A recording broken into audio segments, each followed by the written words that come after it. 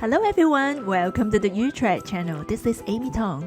Today, I have this gorgeous bread recipe to share with you. The shape and design may look fancy, but actually it's quite easy to make.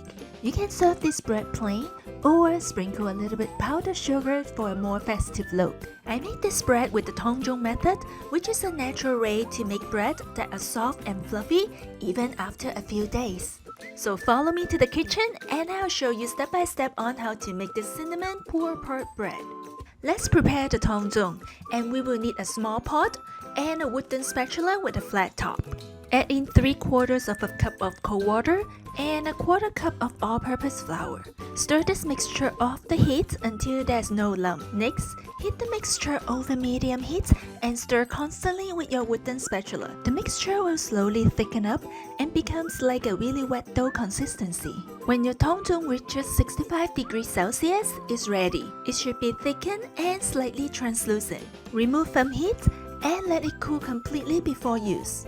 For the main bread dough, we will need 3 ounces of lukewarm whole milk, 2 teaspoons of active dry yeast, 1 teaspoon of sugar. The sugar is like the food for the yeast and it helps them activate. Give it a quick stir and make sure the yeast are moistened. Set it aside for 5 minutes while we work on the rest of the ingredients. In the bowl of a stand mixer, fill it with the dough hook. Add in the cooled Tang Zhong, followed by 3 tablespoons of sugar, 3/4 teaspoons of kosher salt, 1 teaspoon of vanilla extract, and 2 cups of all-purpose flour. Start your mixer according to the manufacturer instructions. I always set mine at speed number 2. Next, pour in the yeast mixture. It should be quite bubbly by now. Knead the dough for 5 minutes, and that will help the gluten develop. Towards the end, the dough should pull away from the side of the bowl like this. Next, add in 3 tablespoons of softened butter. Add them in 1 tablespoon at a time, and alternate with the remaining 1/4 cup of all-purpose flour in between each addition. I also add the flour a little bit at a time. I'll list the link to the written recipe right below this video for your reference. When all the ingredients are in, let the dough knead for another 10 minutes. When 10 minutes is up, you can turn off the mixer. Your dough should be shiny and elastic. Prepare a greased mixing bowl. Take the dough out and form it into a ball shape. Pull the edges of the dough and tuck them in underneath. This will help form a shiny and smooth dough ball. Roll the dough ball around in the greased mixing bowl so all the sides are moistened. This will prevent the dough ball from drying out.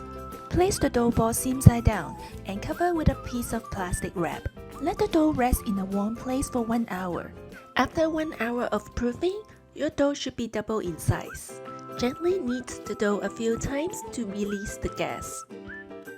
Place a piece of plastic wrap on your kitchen scale and weight the dough. Do a little math and divide the total weight by 4.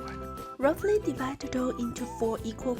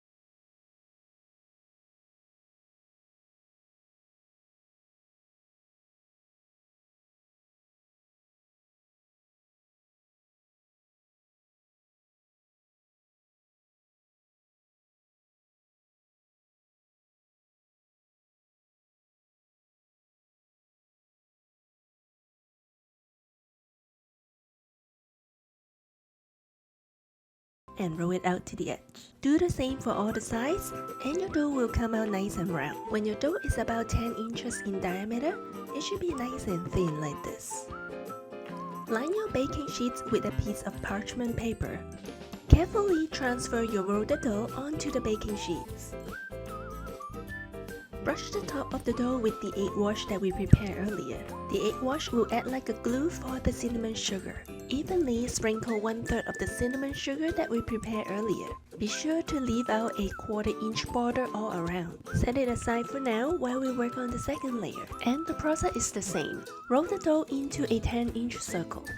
Transfer the second rolled dough onto the first layer that we prepared earlier. If necessary, gently stretch the top piece of dough and line up the edges together. Apply gentle pressure on the edges so the 2 layers will stick together. Brush the second layer with egg wash and sprinkle another 1/3 of the cinnamon sugar on top. Repeat the process with the third portion of dough. This time, we'll be using up all the remaining cinnamon sugar, because we'll be leaving the top of the 4th layer plain. Place a 2-inch round cookie cutter in the middle of the dough. With a sharp paring knife, make a cut from the cookie cutter to the edge of the dough. Make 4 cuts, one from the 12 o'clock, 6 o'clock, 9 o'clock, and 3 o'clock directions. Next, cut each quarter in half again. It is very important that you